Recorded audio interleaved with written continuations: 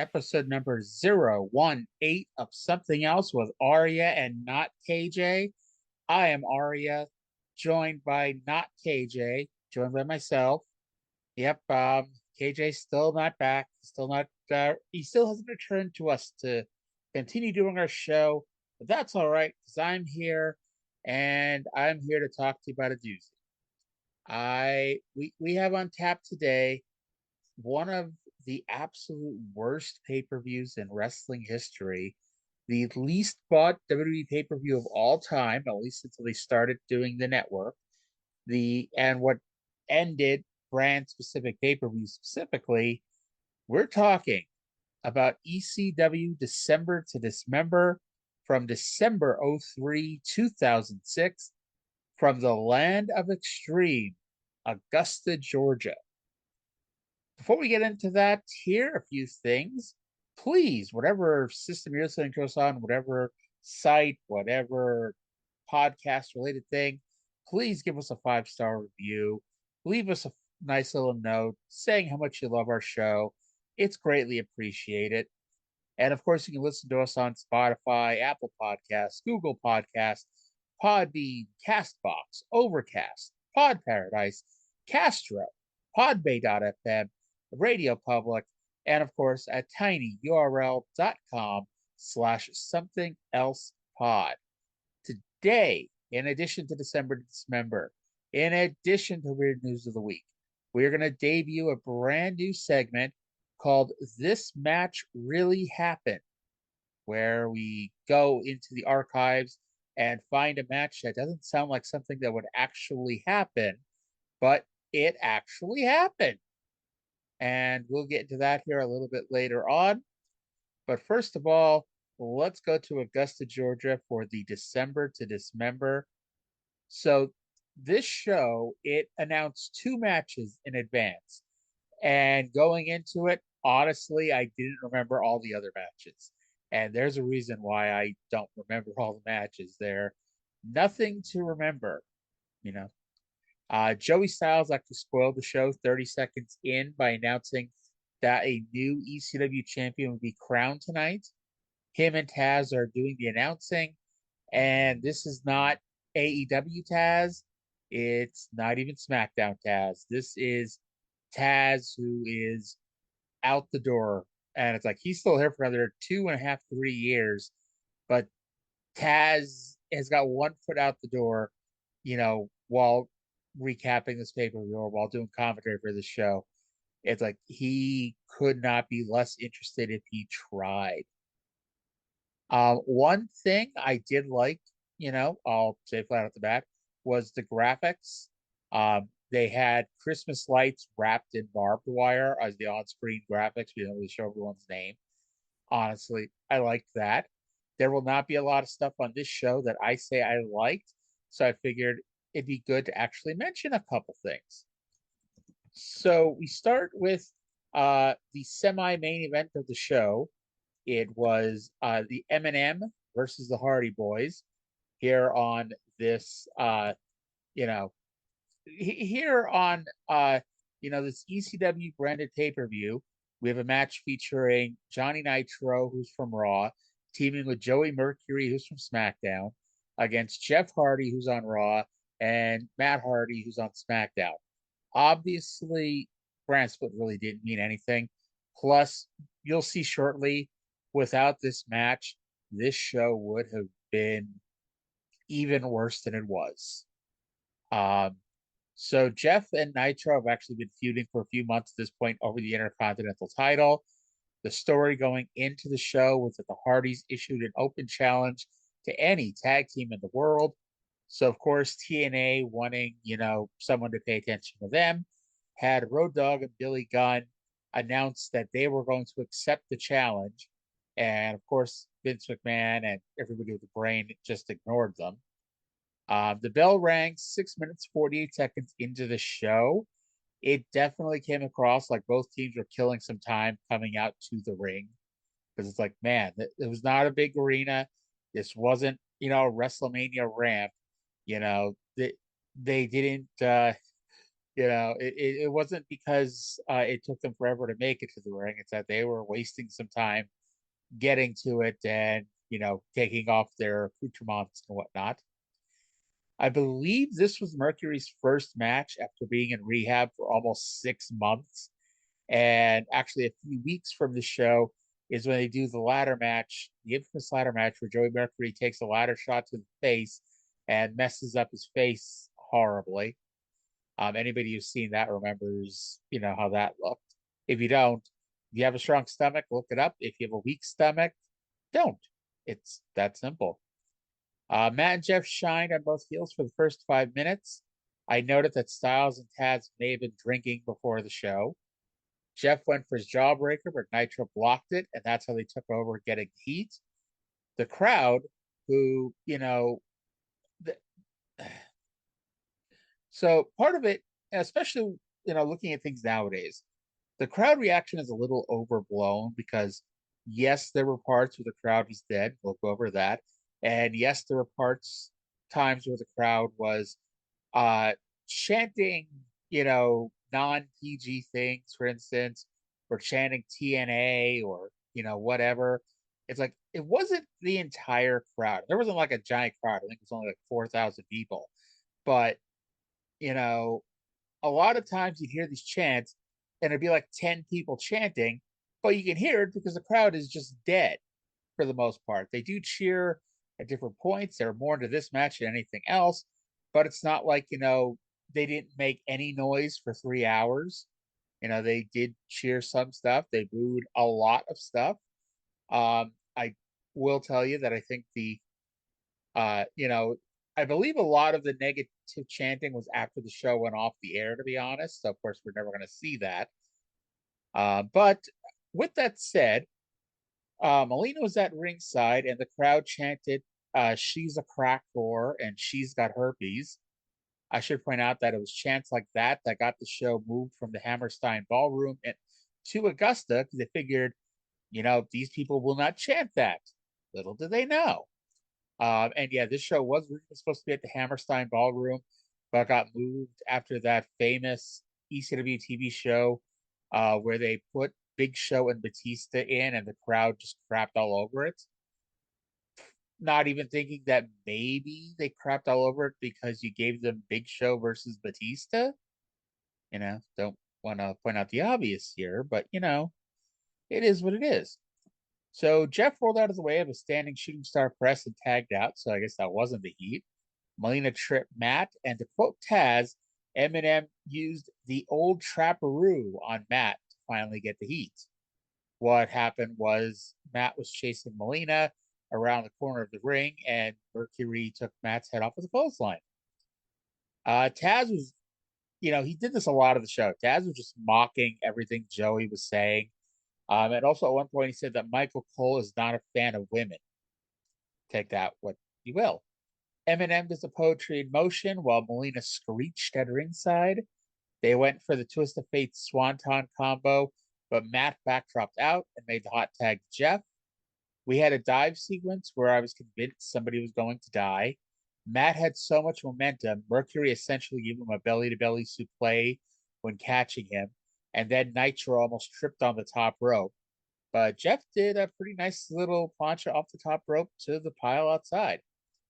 Back in the ring, Jeff went for a Swanton of Mercury, and I was thinking that this match went a lot quicker than I thought it did, but Nitro pulled Mercury out of the way, gave Jeff a springboard missile dropkick, and we continue. They now got the second heat, this time on Jeff. The crowd was behind Jeff, so that was good. According to Joey Styles, Jeff Hardy, in an act of desperation, did the whisper in the wind to both. At least he didn't do it out of instinct, which is my other favorite thing. When the announcer says, "Oh, he kicked that out of instinct." I would hate to be sleeping with one of these wrestlers because, every 2 seconds they shoot their arm into the air while you're trying to sleep with them. That would just be awkward at best. The Hardys did a wacky double team that somehow led to Nitro doing a middle rope hurricanrana. Melina jumped up on the apron and tried to slap Jeff, but Jeff blocked it, and Nitro accidentally drop kicked Melina. This should have been the finish because the crowd went crazy when Jeff rolled up Nitro, But Nitro kicked out and kept going. By the way, in case you aren't sure, Johnny Nitro is the former future John Morrison slash Johnny Impact slash Johnny Mundo slash John Hennigan on Survivor slash was he Johnny Elite when he was on AEW? It's like it's just I really do believe that, and I don't know if it's promoters, I don't know if it's him himself. Johnny Nitro was a name made to mock WCW. It wasn't supposed to be, oh yeah, look at this great, you know, we're pointing and talking about how great WCW was. No, it was there to mock them. You know, I don't think people realize that, but here we are. So Eminem almost won with a snapshot, which was their double team move.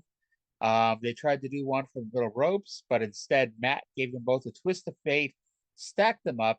Jeff hit a swanton on both and got the pin on Nitro.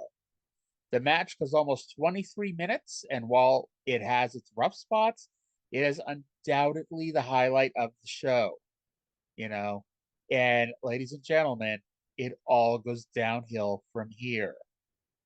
Starting with a Rob Van Dam promo, which I will not be playing, but the less said, the better. It was just, it sounded like they were going to air all of these interviews that they had on ECW.com with each of the wrestlers plugging the Elimination Chamber, but they only showed Van Dam's. No idea why, since that would have added like 5 more minutes to the show. And that's one thing that comes up at the end is that this show, a 3-hour WWE pay-per-view, which at the time they would go to like 2 hours 50 minutes, 2 hours 55 minutes. The show ended at 2 hours and 17 minutes, long before the normal cutoff time. Matt Striker came out next, and I wrote down, can we go back to watching RVD promos? Before the match, Striker announced that this would not be an Extreme Rules match. It instead would have an extreme enforcement of the rules. He announced that he was wrestling Balls Mahoney. So in this match, he demanded no eye gouging, no hair pulling, no top rope maneuvers, and most importantly, no foul language. And I wrote, I'd like to think we don't have to worry about top rope maneuvers in this match. Striker had his face on the back of his tights, and Joey Styles said, "You have to wonder about a man who wants to sit on his own face," which cracked Taz up, and Styles said that it might be the highlight of his short broadcasting career. Also, I should point out that his tights were not super tight, so there was a crease up Striker's face on his tights that went into his actual butthole. It just, I don't think he ever wore these tights again. And somebody on Twitter should probably ask him about those tights. Uh, if I had a co-host, I would tell him to take over while I went and tweeted Striker and see if he responded. But alas, Balls did a leapfrog, which actually made the match stop since Striker couldn't believe it. And then Balls did a cross arm breaker. So yes, we had some actual wrestling in this wrestling match. Balls ran shoulder first into the post so Striker could get the heat. Behind the ref's back, Striker pulled Balls' hair, breaking the extreme enforcement of the rules that we have here.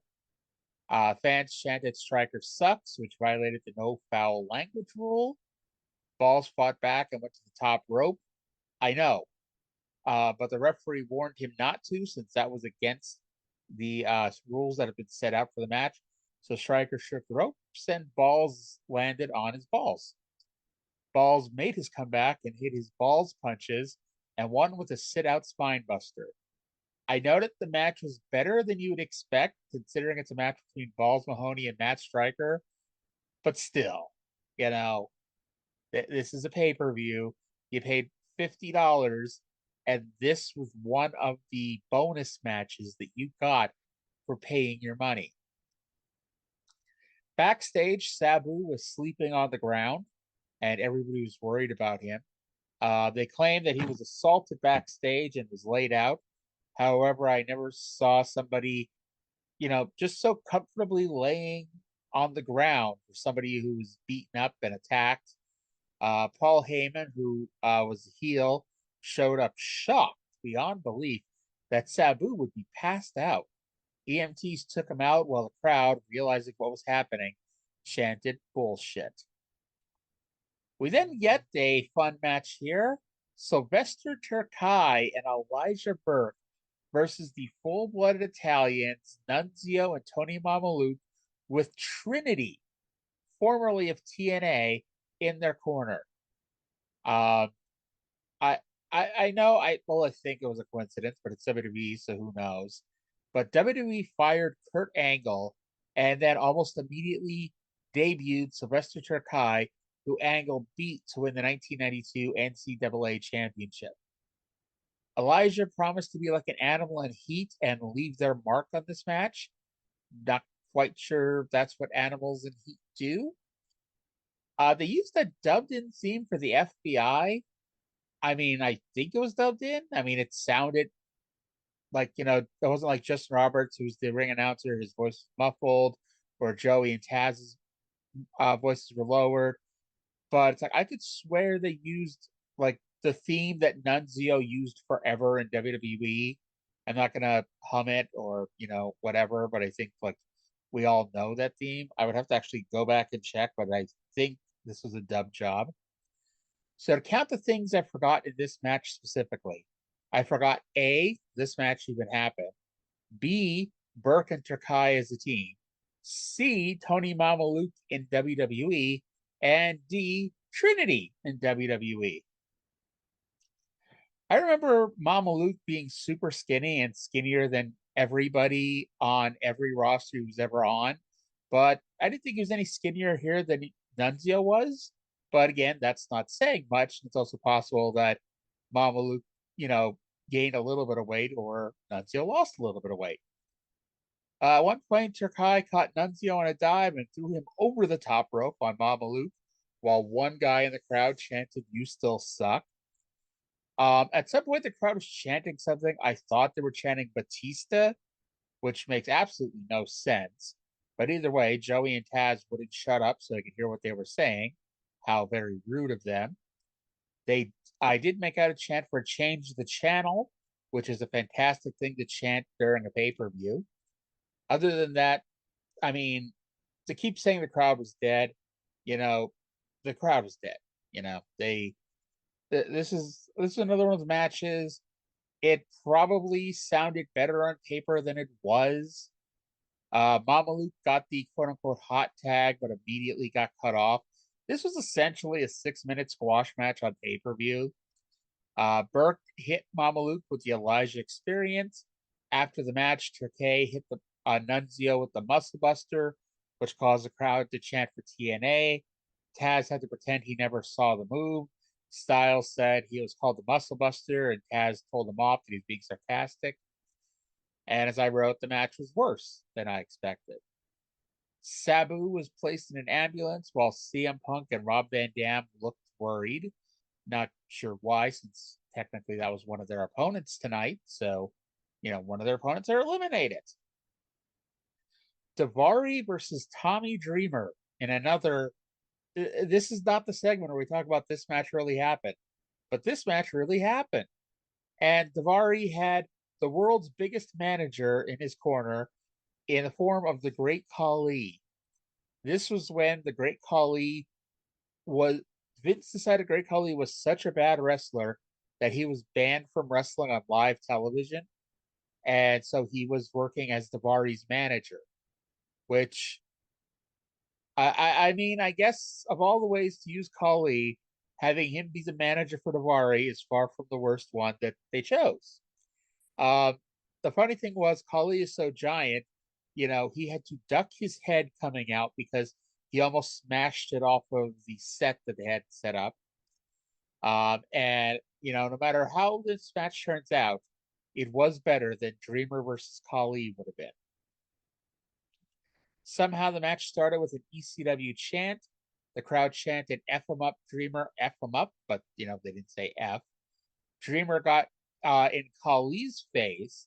Khali was standing outside the ring, just trying to be a good manager, and Dreamer got up in his face to the ropes, and the referee warned Khali, which that's incredibly unfair.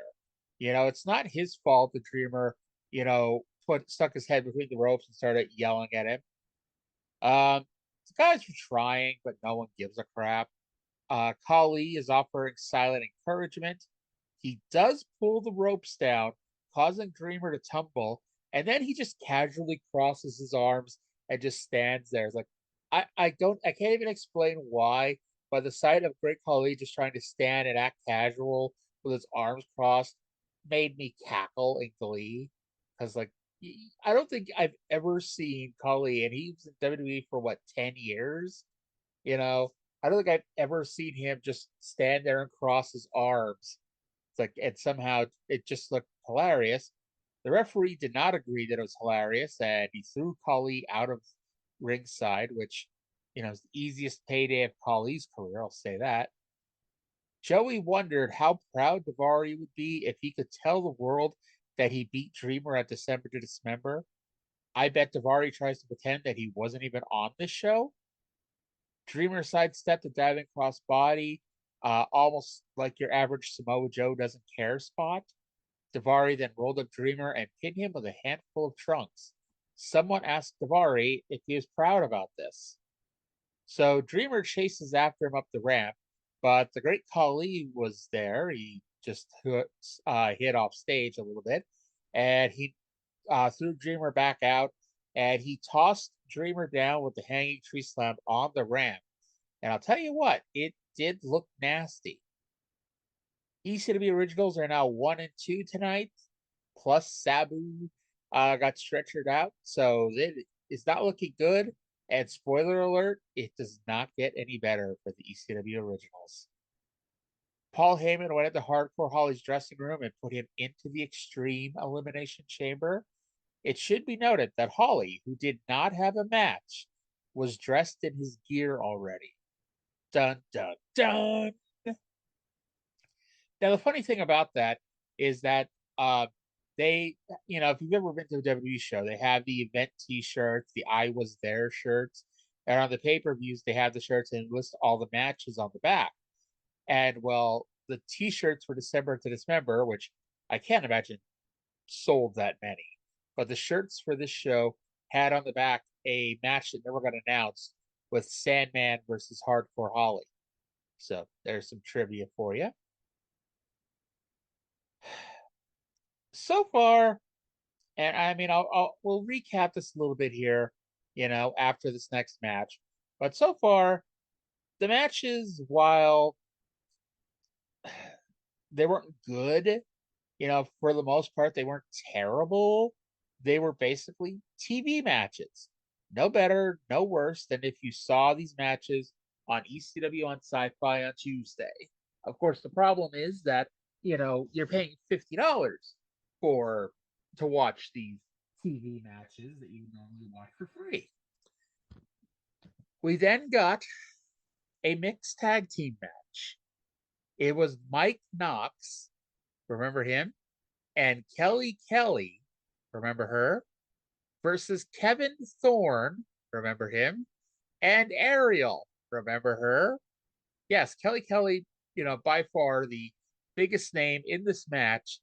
And if you ever thought Kelly was a bad wrestler, and I'm not going to tell you that she ever became good, she had matches that were acceptable at times, but this, I thought that this might have been her first ever match, and she was the only babyface in the match.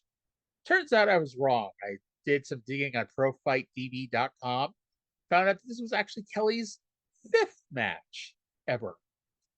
And she did a couple house show mixed tag team matches.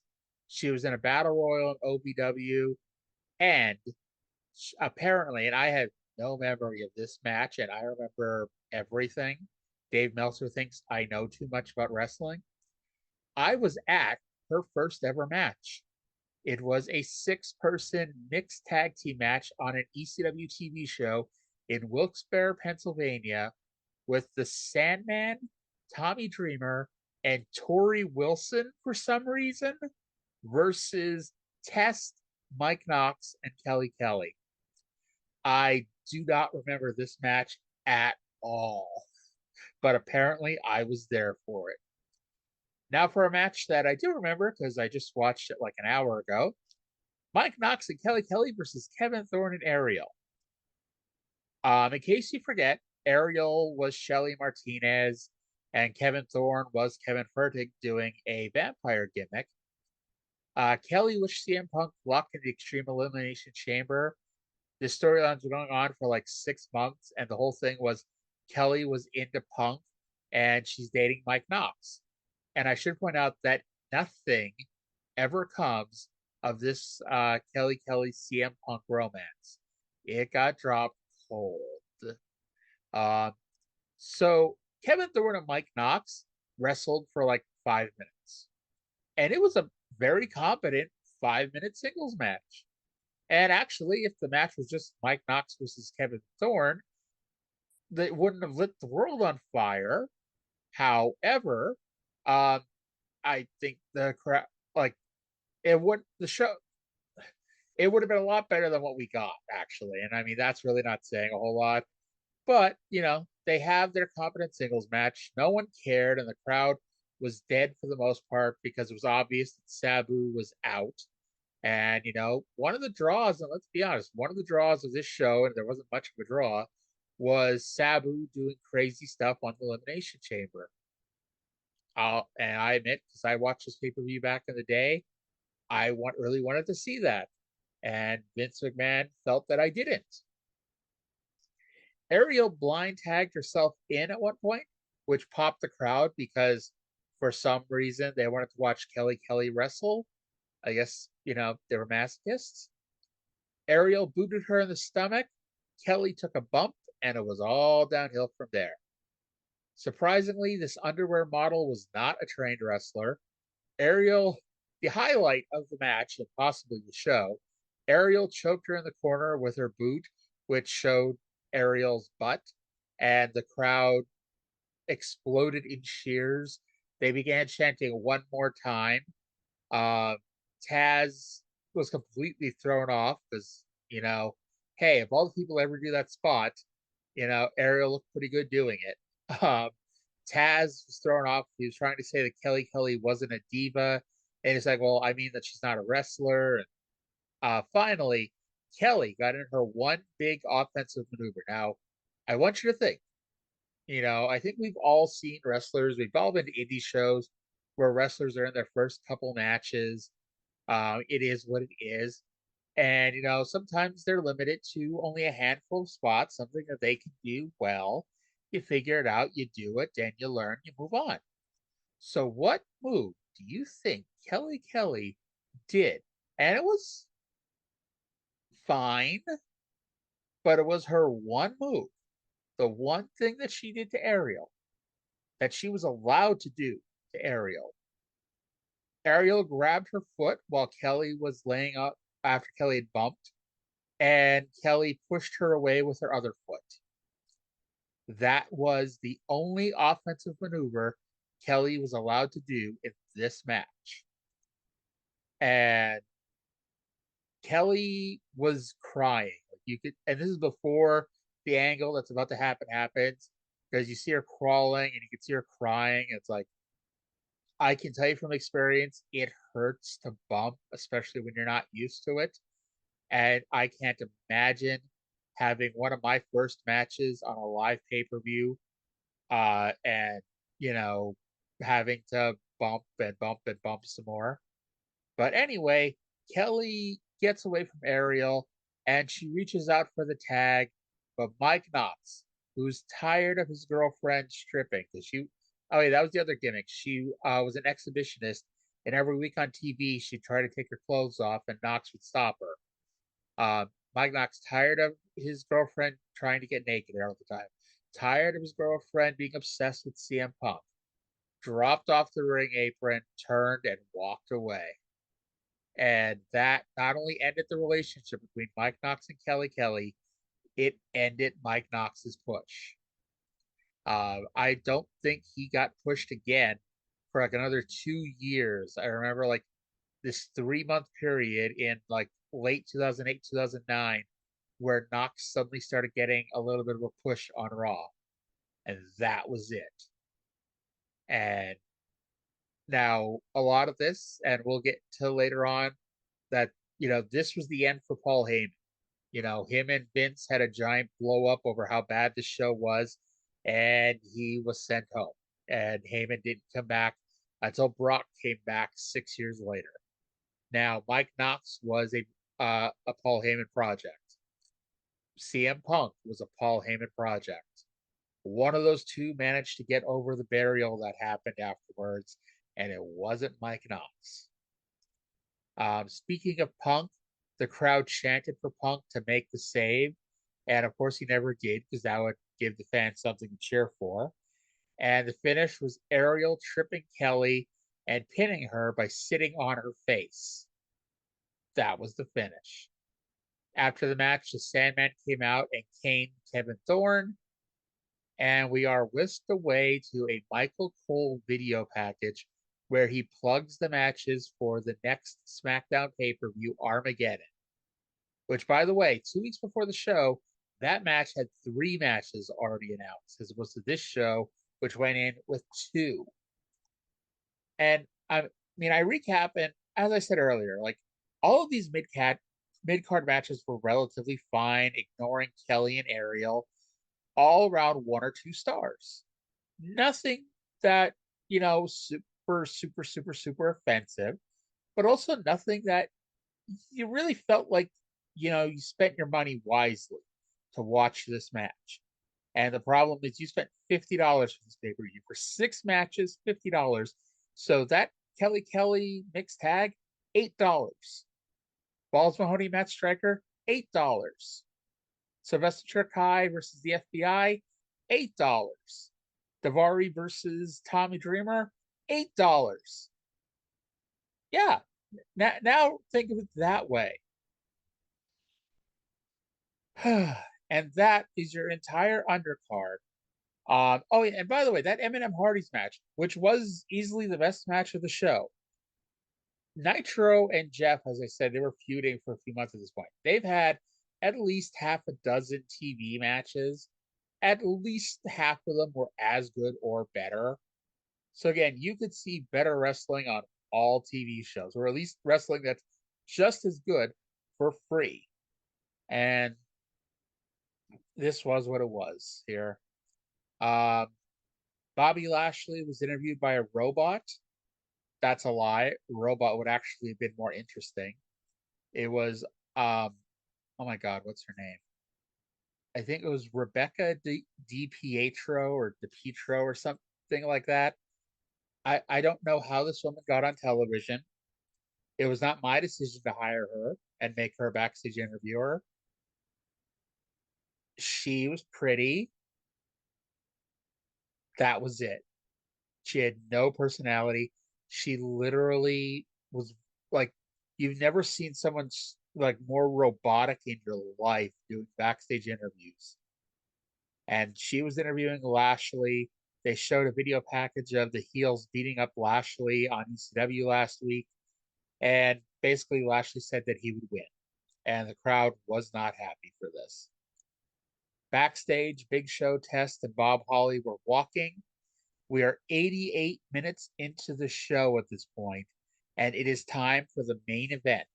I guess they're going an hour here, folks. Well, not quite. Paul Heyman actually comes to the ring to cut a promo, and I'm actually going to play that here. Let me pull that up here. Hopefully this works for us. And Peacock is being a pain in the butt. So let's talk some more, shall we? So how's everybody doing? I know I'm just right now just talking to myself here, but hey, it is what it is. And hopefully this comes up here in just a minute or 3, and we can listen to the dulcet tones of Paul Heyman. And I mean, this was one of those things like, the show was what it was. It, this was not a very good show, and they never really had a chance. And I think I've got Heyman's promo queued up. And as soon as it stops buffering, we're going to play it here for you guys. here.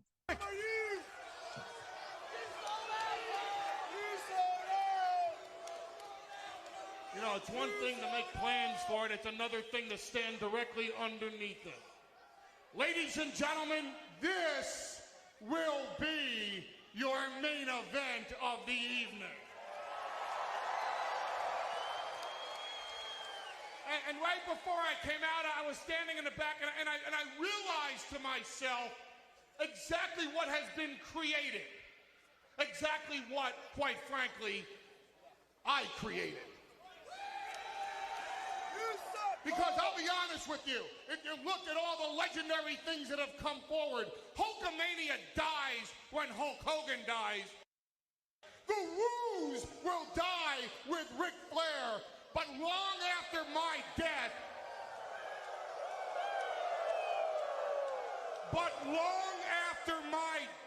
ECW will live on. And that's all thanks to Paul Heyman. Maybe we should put that to the test. So tonight, Paul Heyman decides to top himself. Not just an elimination chamber, but the extreme elimination chamber. 6 of the top athletes in the history of Extreme Championship Wrestling vying for the right to walk back up that aisle tonight as the ECW World Heavyweight Champion. Now, earlier this evening, as you know, Sabu has now missed his opportunity to enter the chamber.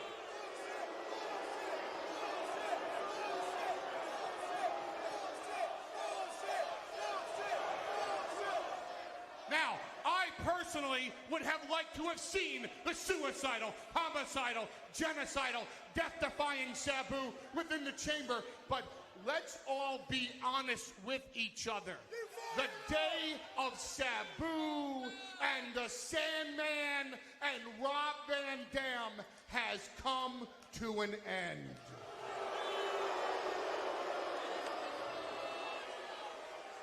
Let's fast forward to 2006. Let's fast forward to 2007. Like it or not, this is the age of the global phenomenon of ECW, led by your world champion, the 7-foot-tall, 500-pound Big Show. Who's gonna retire next year?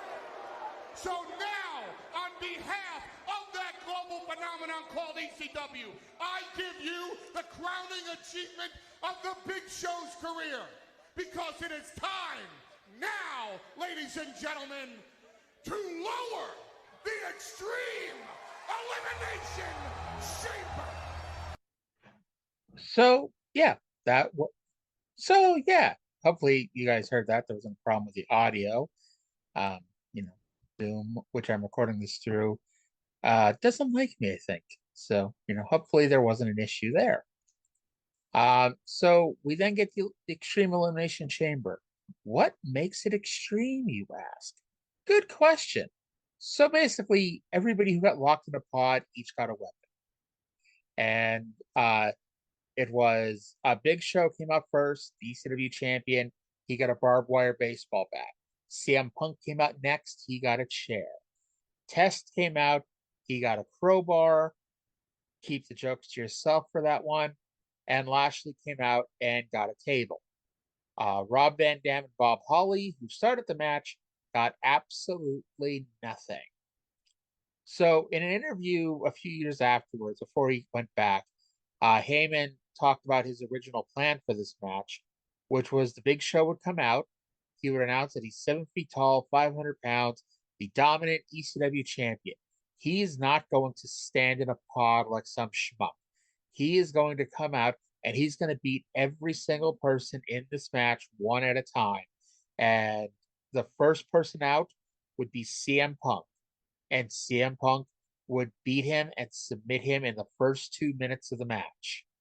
And thus, Big Show, who, by the way, you heard somebody yell, Show's going to retire next year. This was when Show had all of his back issues and he was basically done for. They had restructured his contract, so it was going to end in 2007 instead of when it was originally supposed to end. And this was pretty much Big Show's swan song. He was in and he was out. Now, of course, we all know that Big Show went and lost an incredible amount of weight.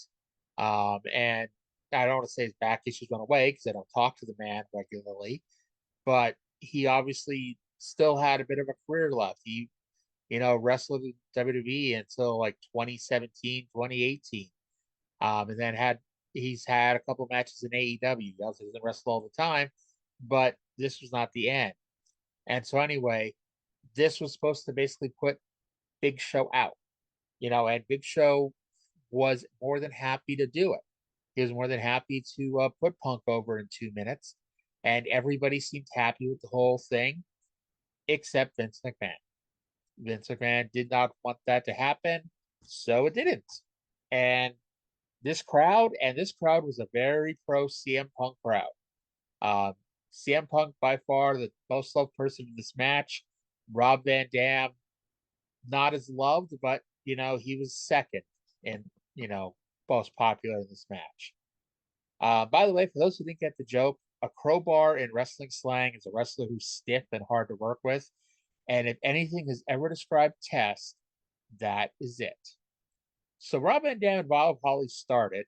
They had feuded the last few months before this, including a famous spot where Van Dam gave Holly a suplex off the apron, which created a giant. Oh, they went through a table, and it caused this giant gash to form across Bob Holly's back, bleeding all over the place. It's one of those memorable moments that never gets shown, or else it'd be a lot more memorable. And you know, these two had pretty good chemistry together, but this is not what the people wanted. By the way, I noted that it was 88 minutes into the show when the heels were walking out for their entrance. It took 21 minutes from that point to get us to the bell ringing. Van Dam leapt from the top rope into the fence and then back onto the rope, snacking himself. If you remember, Van Dam was in the first Elimination Chamber back in 2002, where he gave a splash to Triple H off the side of the cage and dropped his knee right in Triple H's throat. So, yeah, this is Van Dam's next Elimination Chamber match after that. The crowd popped for RVD doing a rolling thunder over the top rope while Holly was on the metal grate, but then they shut up again. Holly suplexed RVD over the top rope where he landed awkwardly, and the crowd chanted for Punk as the clock ran down. Because let's be honest, the four people are CM Punk, Lashley, Test, and Big Show. Who do you think was going to come out next? So Punk comes out next, and it took the referee forever to unlock his door. Punk threw a chair at RVD, who caught it and then threw it back at Punk's head. Punk caught it with the side of his head. Punk ducked some kicks by Van Dam and leg dropped him on a chair, which busted Van Dam open. Holly caught Punk on a hurricanrana and spun him into the cage. The crowd, I think they were chanting this at Test. It doesn't really matter, but they were chanting that someone was a faggot. Very, very accepting crowd here in Augusta, Georgia in 2006. Holly gave Punk a top rope superplex where they both had to hang on to Lashley's paw to get up there. Test came in next. The referee had the same problem letting him out. They are aware that wrestling's fake, right? They could have unlocked the thing beforehand just so they get, so it wouldn't be an issue, but here we are. So far, up to this point, by the way, Test came in and he hit both baby faces with a crowbar. So far, the match has been fine. Not great, not awful. It's been fine. This is when that fineness stops. RVD has a chair and is taking out everybody with it, and he hits CM Punk with a 5-star frog splash, pinning him, eliminating Punk, which is actually, and this was buried in the whole match, this was Punk's first loss in WWE. They'd been undefeated up to this point. The crowd crapped on it, even though Van Dam was the one doing it.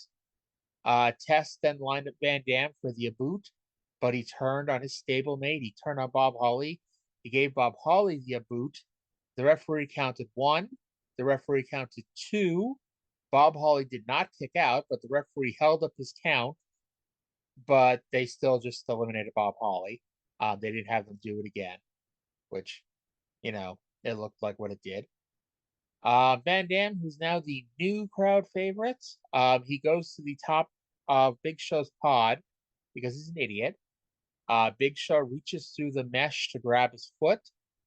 Test threw him off and then did an elbow off the top of the pod to pin and eliminate the last crowd favorites. They had so much time left before the next pod opened that they showed full replays of each elimination up to this point.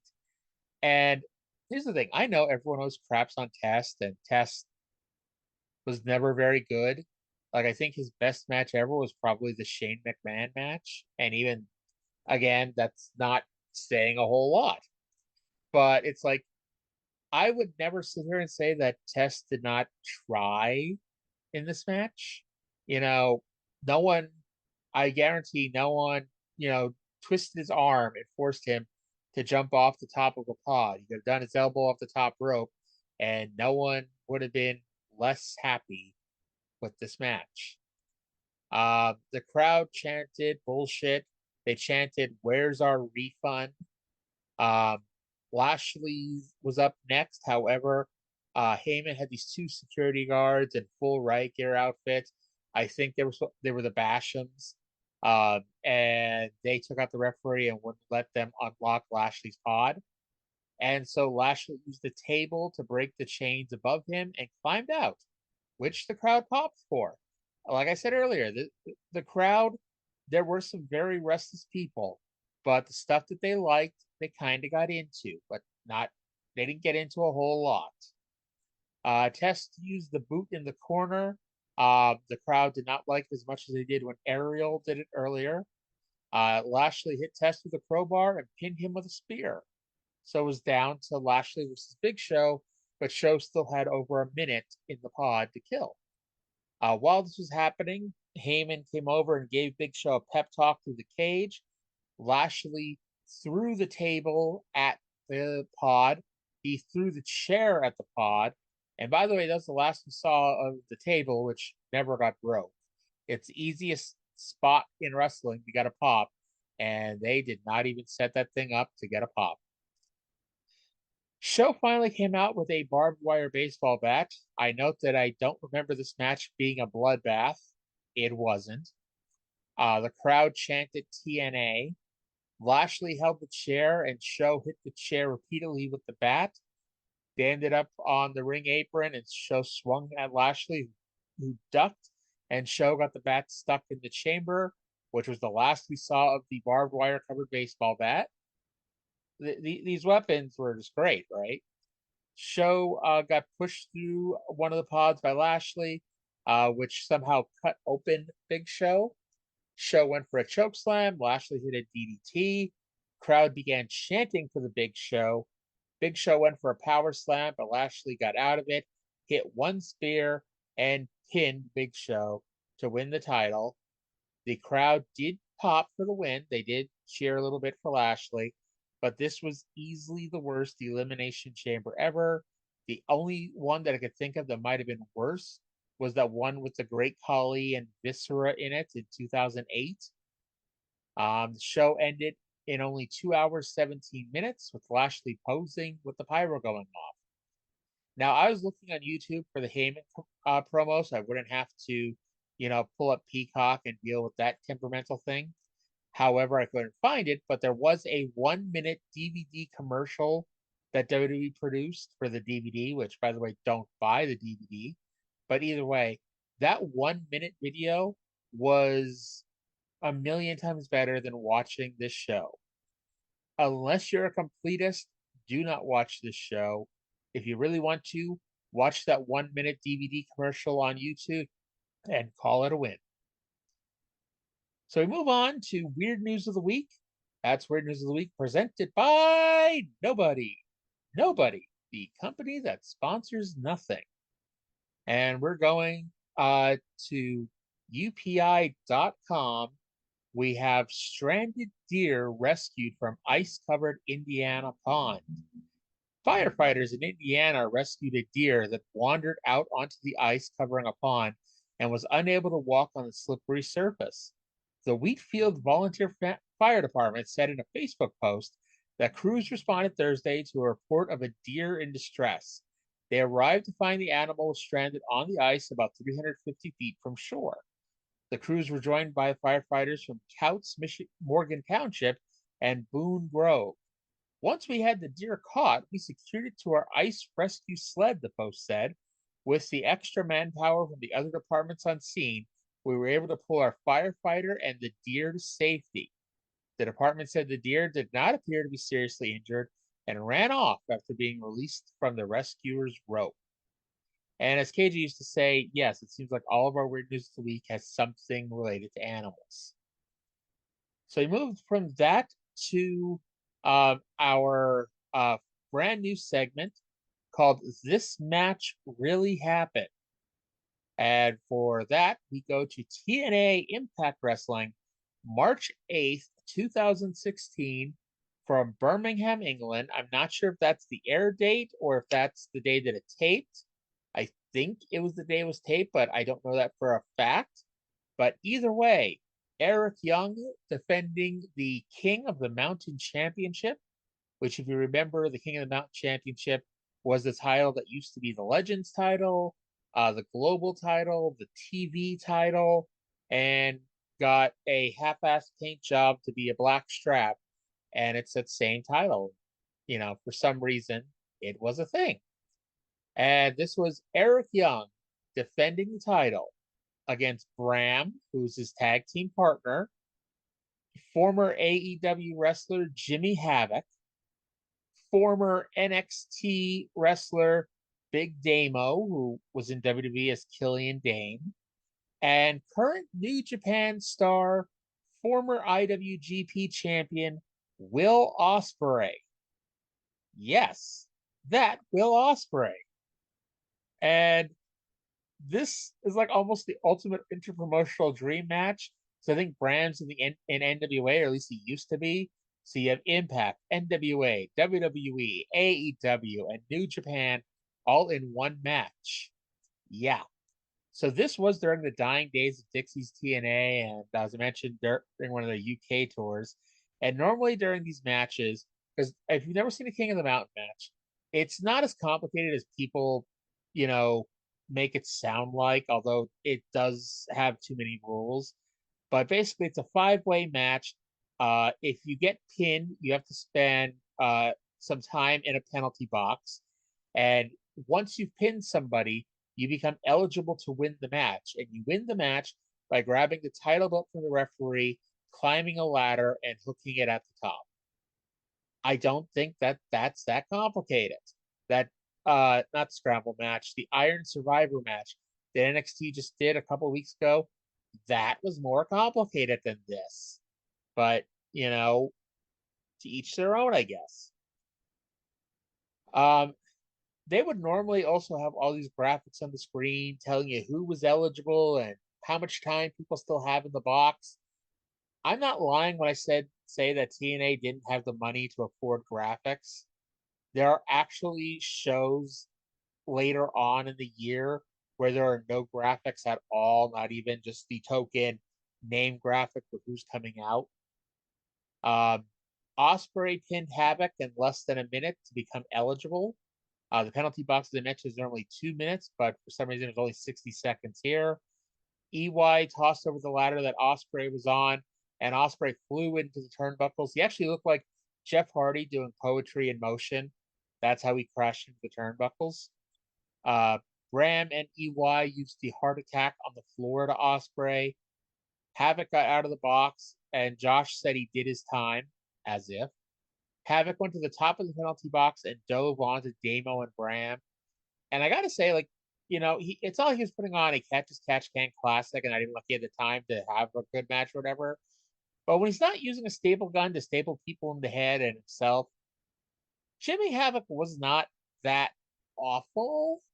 You know, he He definitely was not the worst wrestler I've ever seen, you know?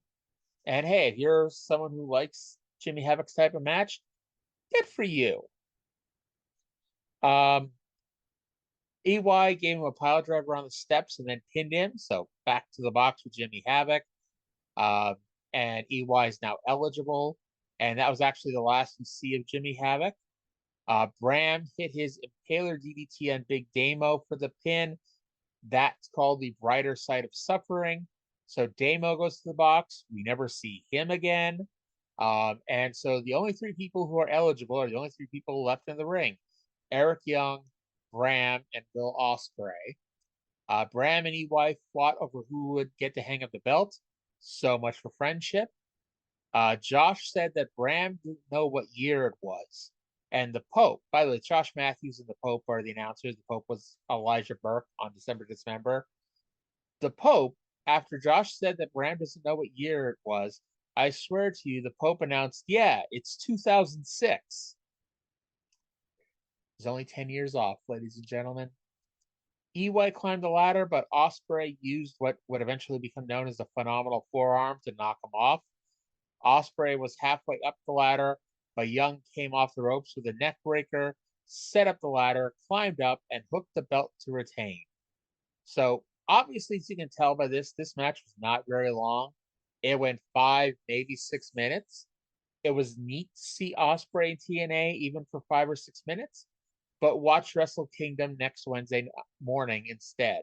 And speaking of that, that is actually going to be my next show. That's right. Next Wednesday morning, I will be watching Wrestle Kingdom on January 4th and doing a show immediately afterwards, which should be posted, right afterwards. So keep an eye out for that. But for now, I want to thank everyone for listening. And I hope you all have a great and safe and happy New Year's Eve. So long for now.